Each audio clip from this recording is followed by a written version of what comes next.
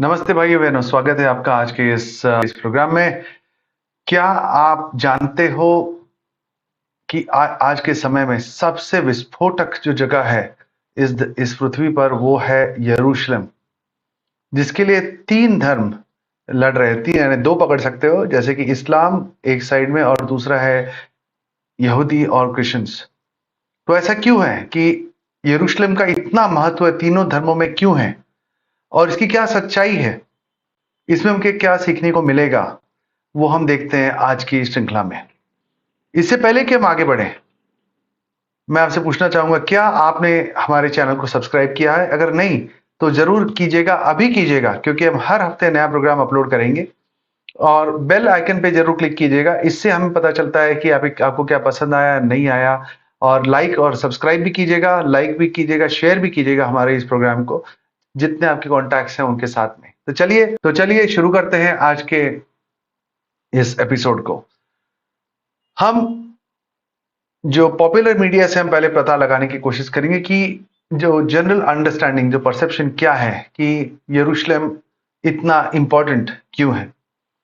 तो अब हम देख सकते हैं यहाँ पर एक साइट है history.com, यानी यहाँ पर पूरी इतिहास की जानकारी मिलती है। ये एक न्यूट्रल साइट है, कोई क्रिश्चियन या इस्लामिक साइट नहीं है ये। और यहाँ पर हम पढ़ते हैं यही जो चीज हम सब जानते हैं कि यरूशलेम जो है वो राजा दाऊद, किंग डेविड ने स्थापित किया था। और उन्होंने, उनके बेटे सोलोमन ने वहां पर मंदिर की स्थापना की थी खुदावन खुदा को। और ये है यहूदी और क्रिश्चियंस का अंडरस्टैंडिंग। और उसी समय दूसरे तरफ अगर हम देखें तो इस्लाम में उनका मानना है कि रात के समय एक मिराकल हुआ, जिसमें मोहम्मद एक उड़ते हुए जानवर, जो एक घोड़ा खच्चर के टाइप था, उस पर बैठकर वो यरूशलेम में गए और वहां पर की जो मस्जिद में उन्होंने नमाज अदा की। तो इसलिए तीनों जो है वो इस भूमि है यरूशलेम को वो अपना मानते हैं।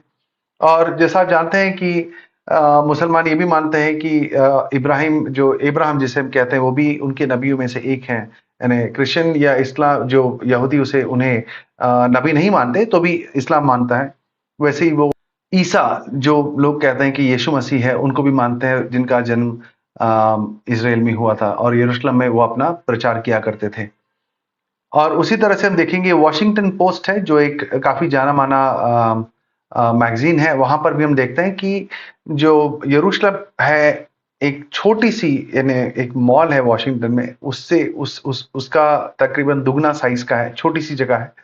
पर तीनों जो है धर्म है, जो इस दुनिया के जो सबसे आगे जो धर्म है, इस्लाम, क्रिश्चियनिटी और यहूदी, तीनों का जो पवित्र स्थान वहां पर है। मुसलमानों का वहां पर अल अक्सा जो मस्जिद है, वो है जो उनका तीसरा सबसे पवित्र मस्जिद माना जाता है।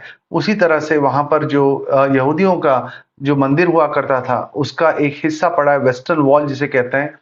और उसी तरह से क्रिश्चियनों का वहां पर चर्च ऑफ द होली सेपल्कर कहते हैं, जो जिनका मानना है, जो क्रिश्चियनों का मानना है कि वहां पर वो यीशु मसीह को उस स्थान पर क्रूस पर चढ़ाया गया। तो बट उसी तरह से अगर हम देखेंगे तो क्रिश्चियंस भी जो है वो भी जो जो मंदिर है उसे उन्हें मानते हैं, जो यहूदियों के लिए भी काफी पवित्र है। और वो मंदिर का जो है वो क्रिश्चियनों के लिए भी काफी अहम स्थान रखता है। 587 ईसा पूर्व के सदी में, और उसे बर्बाद कर दिया गया, जो सुलेमान ने बनाया उसे वापस से बनाया गया, जो यीशु मसीह के आने के बाद सन 70 में उसे पूरी तरह से बर्बाद कर दिया गया। और 2000 साल बाद इसराइल की फिर से स्थापना हुई। और आज की तारीख में तीनों जो धर्म है वहां पर अपना बोलते हैं ना, अपना महत्व कार्य के लिए उसे यूज करते हैं। और अब हम देखेंगे कि यहूदियों और ईसाइयों के लिए यरूशलेम की क्या अहमियत है, उसके बाद हम इस्लाम में आएंगे। तो पहला जो मंदिर है वो राजा दाऊद के बेटे सुलेमान जिसे कहते हैं, उन्होंने ये मंदिर की स्थापना की, जो तकरीबन ईसा पूर्व 957 साल में उसकी स्थापना पूरी हुई। और जो पहला मंदिर के तकरीबन 400 साल बाद, सन 586 साल में ईसा पूर्व, उसे बेबीलोन के जो राजा ने पूरी तरह से बर्बाद कर दिया, पूरी तरह से तोड़कर खत्म कर दिया। फिर हम देखते हैं कि उसके ठीक 40 साल तकरीबन 40 साल बाद जब बेबीलोन में जो बसे हुए जो यहूदी थी उन्हें उनकी जो कैद समाप्त हुई, ये हम बाइबल में पढ़ते हैं एजरा की किताब में। और फारस के राजा जो है, पर्शिया के जो राजा साइरस ने उन्होंने ये आदेश दी जिसकी वजह से वो उन्होंने सब जो यहूदियों को अनुमति दी कि वापस जाकर अपनी यरूशलेम में जो मंदिर है उसकी स्थापना कर सकते हैं। इतना तक कि परमेश्वर की कृपा से, खुदा के कृपा से उन्होंने जो उस मंदिर से जो ले गए थे जो हीरे जवाहरात, हीरे तो नहीं कह सकते, जो सोने चांदी के जो आभूषण थे और जो वहां पे कलश थे, जो उसके जो बर्तन थे, वो सब जो है वो उन्होंने वापस दे दी। और सब जो लोग हैं, जो यहूदी हैं, एजरा नहमयाह की किताबें हम पढ़ सकते हैं, उन्होंने वापस लेकर उसे यरूशलेम में फिर से आए। पहला जो आदेश तकरीबन 537 ईसा पूर्व में साइरस ने दिया, माने 519वीं आयत में दूसरी बार आदेश फारस, वही पर्शिया के जो राजा जो डेरियस पहला जो था, डेरियस पहला प्रथम, उन्होंने दी। तीसरा जो हिदायत है, फिर से आदेश जो है वो ईसा पूर्व 457 में फारस के जो आर्टेजर्क्सिस जिसे कहते हैं, आर्टेजर्क्सिस प्रथम, उन्होंने दी। और फिर से उसी तरह से 444 में आर्टेजर्क्सिस ने चौथी आदेश दी। ये 4 आदेशें क्यों हुई, उसके लिए आप बाइबल पढ़ सकते हैं, एजरा की पाठ, और उसके पीछे भी एक अच्छी जो इतिहास में क्या हुआ वो हम जान सकते हैं। ये यूं मैं इस प्रोग्राम में अब कवर नहीं कर सकता। और ये जो दूसरा मंदिर है, इसे हेरोड का मंदिर भी कहा जाता है। और इस मंदिर को सन 70 यीशु मसीह के आने के बाद में जो टाइटस, जो वहां के जो रोमन के राजा थे, उन्होंने जो यहूदियों के जो विद्रोह में पूरी तरह से बर्बाद कर दिया, पूरी तरह से कि यरूशलेम में उन्होंने लिटरली एकदम सपाट कर दिया, इतना सपाट कि वहां पर आप हल चला सकते थे, इतनी तरह से उसको पूरी तरह से बर्बाद कर दी। और उन्होंने वहां के यहूदियों को लाखों की संख्या में मार दिए। और जिस तरह से उन्होंने क्रूस पर यीशु मसीह के चढ़ाया था, इसे इसलिए यीशु मसीह भी कहते हैं कि मेरे लिए मत रोइए, पर अपने आप के लिए और अपने बच्चों के लिए रोइए, क्योंकि यीशु मसीह ने उस समय देखा था कि क्या होने वाला है। तो उसी तरह से जो जो टाइटस थे, जो राजा थे, उन्होंने वहां के सब जो यहूदियों के लाखों की संख्या में क्रूस पर लटका दिया था। वहां के पूरी इतिहासकार कहते हैं कि वहां के जो पहाड़ों पर जैसे पूरी तरह से पहाड़ी कवर हो चुकी थी क्रूसों से, इतने लोगों को उन्होंने क्रूस पर चढ़ा दिया था। और बहुत सारे यहूदी जो थे वो मंदिर के अंदर घुस गए कि उन्हें लगा कि परमेश्वर की उपस्थिति है वहां पर, और वो जो रोमी है सोल्जर्स, उसका कुछ नहीं बिगाड़ सकेंगे। तो जो रोमी जो सोल्जर्स थे, उन्होंने लिटरली वो मंदिर को आग लगा दी बाहर से, और पूरी तरह से बर्बाद कर दी, पूरी तरह से नेस्तो नाबूद उसे कर दिया गया। और ये तो रही इतिहास की बात। आगे चलते हुए देखते हैं कि बाइबल में क्या कहा गया यरूशलेम की स्थापना के ऊपर, और जो उसकी जो मंदिर थी उसकी स्थापना के ऊपर। ये हम देखते हैं दनियल की पाठ 6वें पाठ की 10वीं आयत में। वहां पर हम जो अंडरलाइन किए पाठ में आपके लिए पढ़ रहा हूं कि उपरोठी कोठरी की खिड़कियां यरूशलेम के सामने खुली रहती थी। यानी कि जो प्रार्थना करने के लिए खिड़कियां खोलते थे, और जो खुलने की जो डायरेक्शन है, जो मार्ग है, वो यरूशलेम की तरफ हुआ करता था। और इस समय डैनियल जो है वो बेबीलोन में था, यरूशलेम में नहीं था। और पहला राजा 8वें पाठ की 41 से 43वीं आयत में पढ़ता हूं।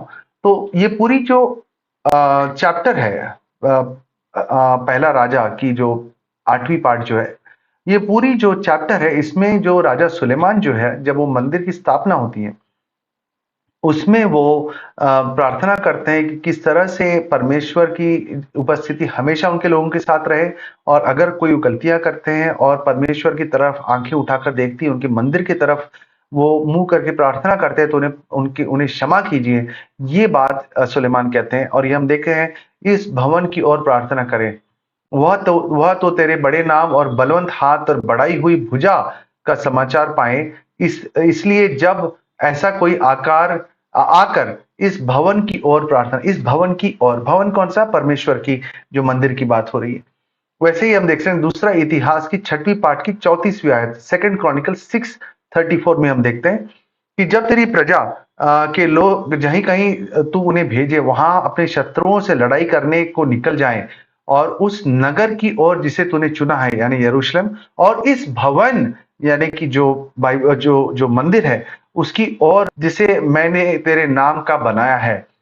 तो जो डायरेक्शन है प्रार्थना का वो हुआ करता था यरूशलेम का मंदिर। तो भाइयों बहनों, इससे हम जानते हैं, इससे हम ये समझते हैं कि आज की तारीख में भी आज आपको देखने को मिल सकता है कि जो यहूदी जो है वो आज भी जब प्रार्थना करते हैं वो यरूशलेम की तरफ अपने मुख करके प्रार्थना करते हैं। और अब हम देखें कि यह इस्लाम में यरूशलेम का क्या महत्व है। और इसमें मैं ये एक बात है, ये मैं आपको दावे के साथ कह सकता हूं जिसको आप शायद सुनकर चौंक जाएं। और ये बात जब मैंने भी सुना था, सुना था, मीन्स पढ़ा था और जाना था आज से कुछ समय पहले, तो मैं भी थोड़ा शौक रह गया था कि क्या आप जानते हैं कि जब मोहम्मद साहब ने अपनी जब करियर शुरुआत की तो उन्होंने जो प्रार्थना करने का जो मुख है उन्होंने यरूशलेम की तरफ ही रखा था। आज की तारीख में मक्का की तरफ देखते हैं, करते हैं, जो आप देखते हैं जब मुसलमान जब नमाज पढ़ते हैं तो मक्का की तरफ अपना मुख करके वो प्रार्थना करते हैं, अपना नमाज पढ़ते हैं। पर जब मोहम्मद साहब ने अपना करियर शुरुआत किया था उस समय उन्होंने हिदायत दी थी अपने चेलों को कि यरूशलेम की तरफ मुंह करके प्रार्थना कीजिए, और बाद में ये चेंज हुआ। ये हम देखते हैं कुरान के दूसरे पार्ट के 142वें 145वीं आयत में। जो मैं अंडरलाइन किया वही पढ़ रहा हूं, काफी बड़ा है। आप हिंदी कुरान.in में जाकर आप ये वर्सेस डाल के आप खुद भी पढ़ सकते हैं। ये कोई इस्लामिक साइट है, कोई क्रिश्चियन या कोई और साइट नहीं है। तो जो लिखा हुआ एकदम परफेक्ट है। उन्होंने जिस कबीले पर वे थे उससे किस बात ने फेर दिया, उससे किस बात ने फेर दिया। फिर हम देखते हैं यानी कि पहले कुछ था फिर बदल दिया गया।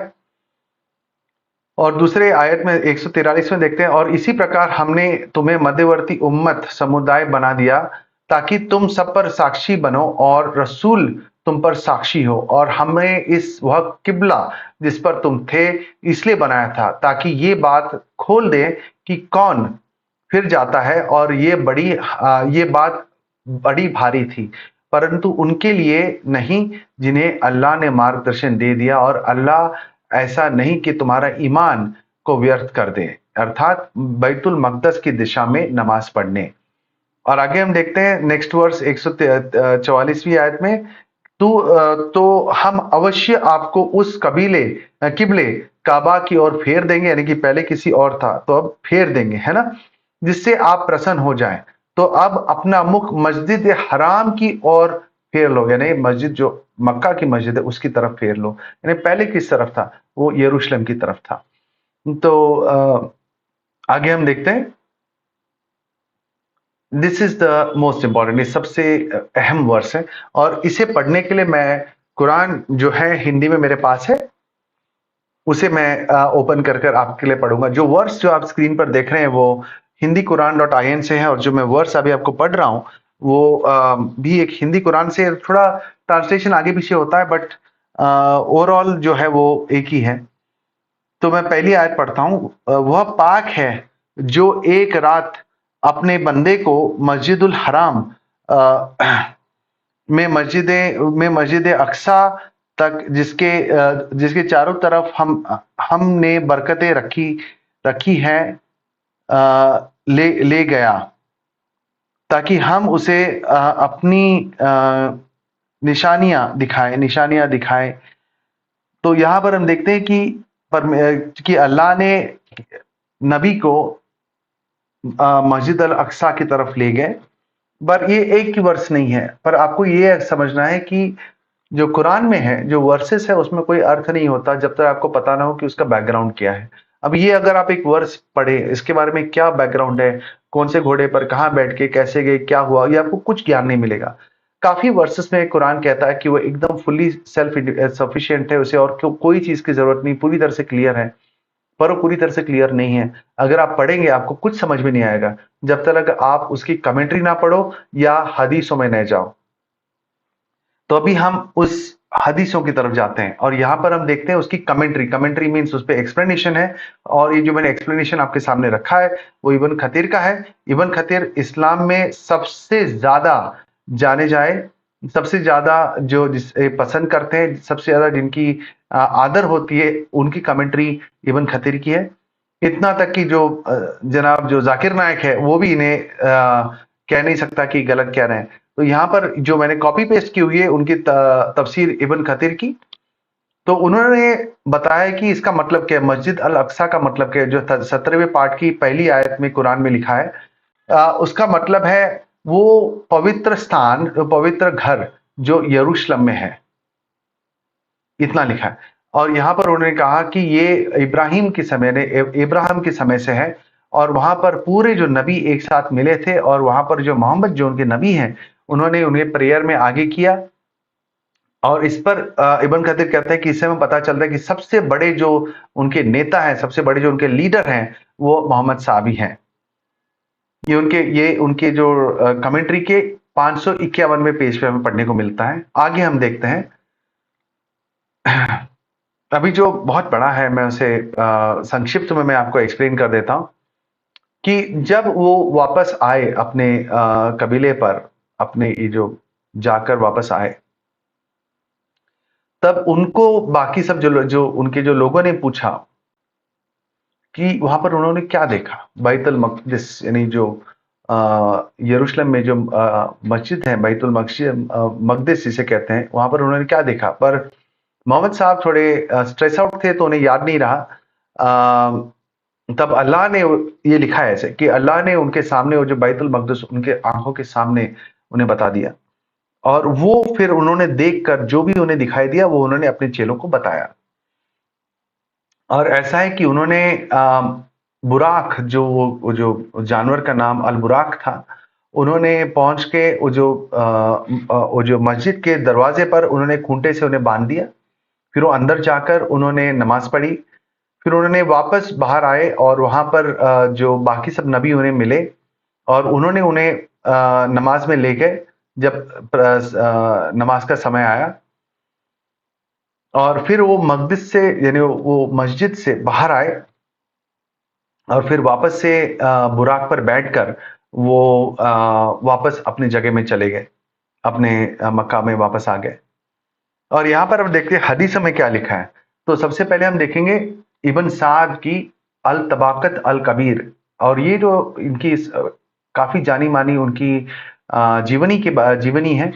और ये दोनों, इसके दो वॉल्यूम है, और ये दोनों वॉल्यूम मेरे पास है। ये वॉल्यूम 1 है और ये है वॉल्यूम 2।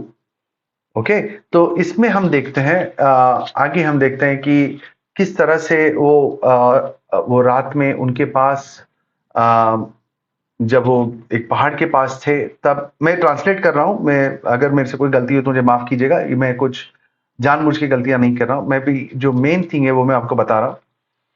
तो उनके सामने एक जानवर आया जो साइज में एक घोड़े और एक खच्चर के बीच का साइज था, यानी कि बहुत बड़ा कुछ जानवर नहीं था। और उनके नजदीक गया तब वो जो जानवर था, जो अलबुराक जिसका नाम है, वो थोड़ा रेस्टलेस हो गया, थोड़ा अस्थाई हो गया। तब गैब्रियल ने आके जो एंजल है, वो आकर उन्होंने उस गड़े उस जानवर को थोड़ी ताड़ना दी। तब वो थोड़े शांत हुए और मोहम्मद साहब उस पर बैठे, और उसके बाद वो घोड़ा उड़ने लगा, और उनके साथ उड़ते हुए गैब्रियल भी उनके साथ गए, और वो गए सीधे किस तरफ, मकदिस अल अक्सा की तरफ चले गए। और आगे हम देखते हैं, इसी के आगे हम देखते हैं कि जब वो वापस आए तब उनके जो लोगों को उन्होंने बोला कि मैं बैतुल मक़दस से वापस आया हूं। तो सब लोग ने उनको पूछा, ओके, क्या देखा आपने वहां पर, और जो भी है उन्होंने सब कुछ उनको बताया कि मैं ऐसा हुआ, वहां गया, यहाँ गया, जो भी है। और तब जब लोगों ने उनसे सवाल की, तब अल्लाह ने उनकी आंखों के सामने वो बैतुल मक़दस, वो जो मस्जिद उनके आंखों के सामने लाए। और लिटरली उन्होंने उस समय उसके जो कितने दरवाजे हैं वो भी उन्होंने काउंट किया। और वो काउंट करके उन्होंने अपने लोगों को बताया भी कि वहां पर जो मस्जिद है उसमें इतने सारे दरवाजे हैं। तो ये हमें इन किताबों में पढ़ने को मिलता है। और ये एक छोटी सी एक पेंटिंग है जो इस्लामिक किसी लोगों ने बनाए, जो उनके इतिहासकारों ने किसी ने बनाया है। ये कुरान या उसकी कोई किताबों में नहीं है, ये एक ऐसा पेंटिंग है जो थोड़ा सा आपको एक अंदाजा देगा कैसे दिखता था, तो उसकी उसके ऊपर है। और यहाँ पर हम देखते हैं इब्न इशाक की सीरत अल रसूल अल्लाह, ये मोहम्मद साहब की सबसे पहले लिखी हुई जो जीवनी है। और यहाँ पर मैंने सब इंग्लिश में डाला है क्योंकि मैं ये नहीं चाहता कि कोई उस पर इल्ज़ाम उठाए मुझ पर कि मैंने कोई गलत ट्रांसलेशन किया है अपने मन से।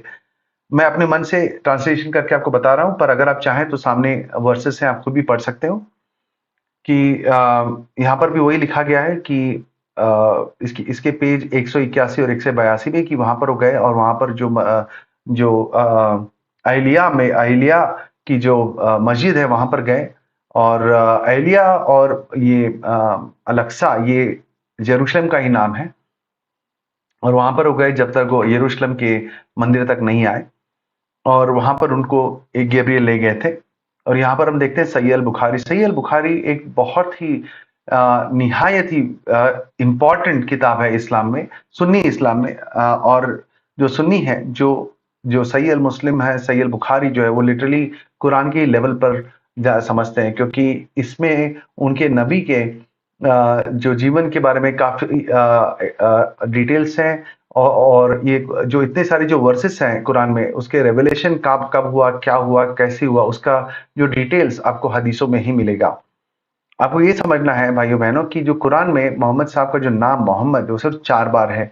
और मोहम्मद और जो कुरान में ये भी कहा गया है कि सबसे उत्तम श्रेणी के अगर कोई हैं मनुष्य, वो सिर्फ़ और सिर्फ़ मोहम्मद साहब हैं।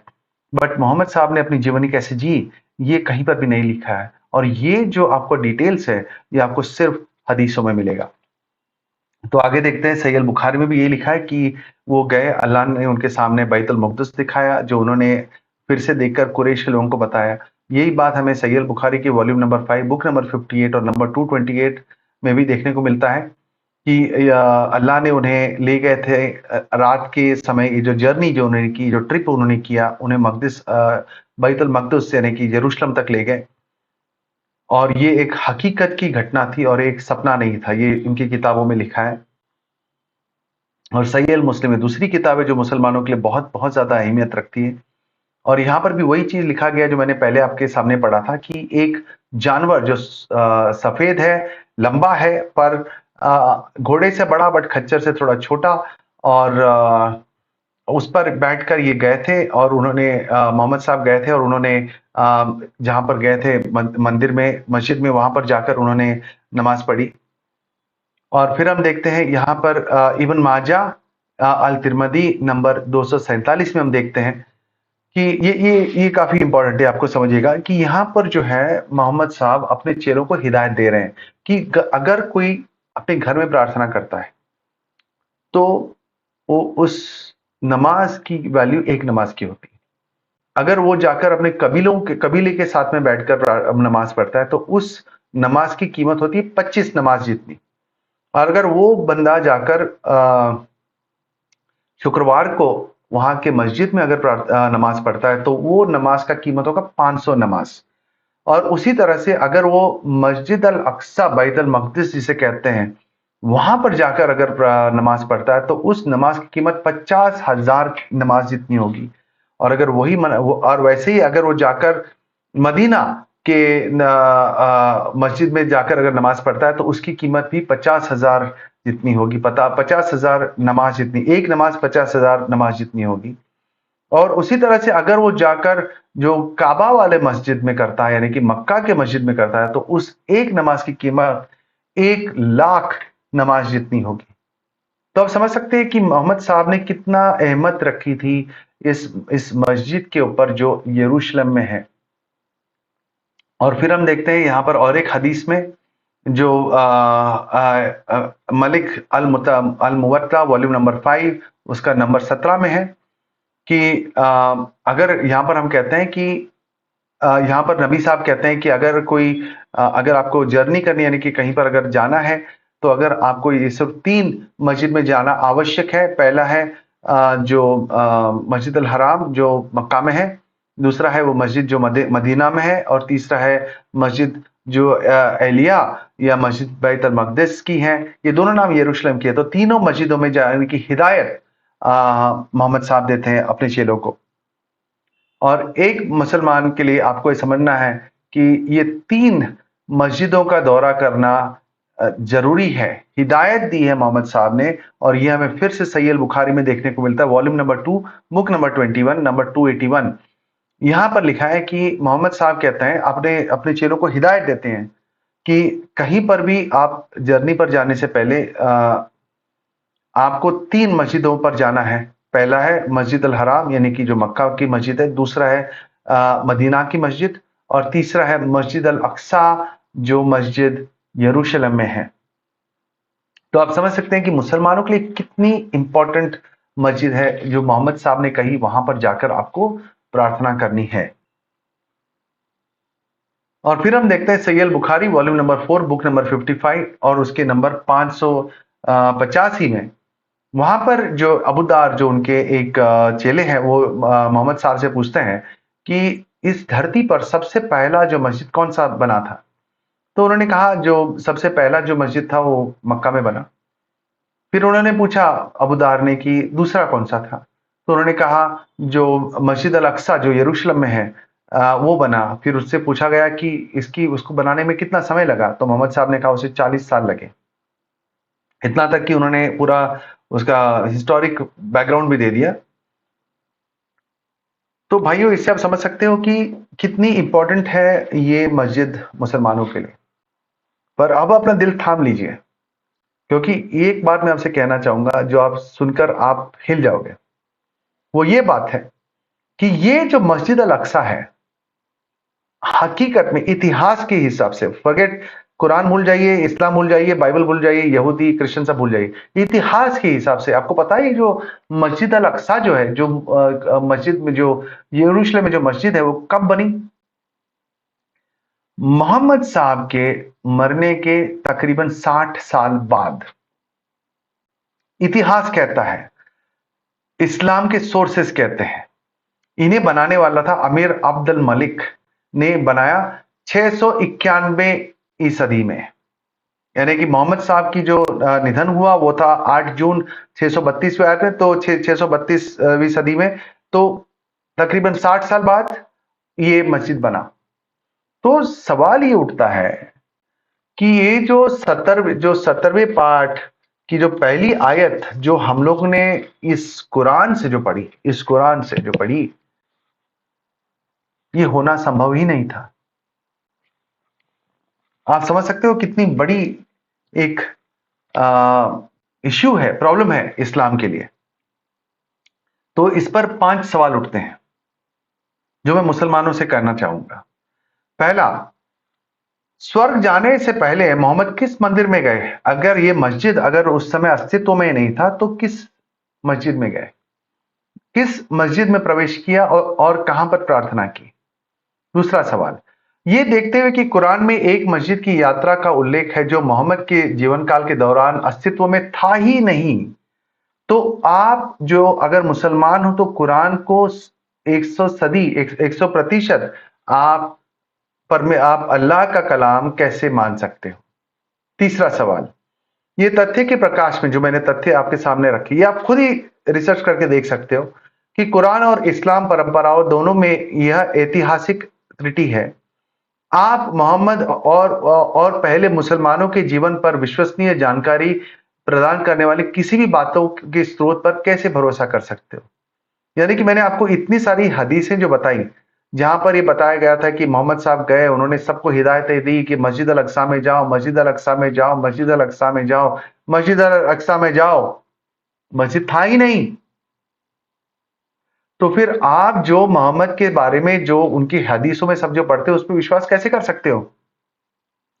इससे चौथा सवाल आता है, यानी कि इससे ये साबित हुआ है कि क्योंकि ये मस्जिद बना 60 साल बाद मोहम्मद के निधन के बाद, तो दो पॉसिबिलिटी है। एक तो या तो मोहम्मद साहब जो है वो कोई गलतफहमी में थे, या तो उन्होंने कोई सपना देखा, या तो जैसा आप इस्लामिक सोर्सेस में पढ़ सकते हो कि मोहम्मद साहब के ऊपर तकरीबन 6 महीने तक एक बुरा साया उन पर था, एक दुष्ट आत्मा ने उन्हें जकड़ा हुआ था।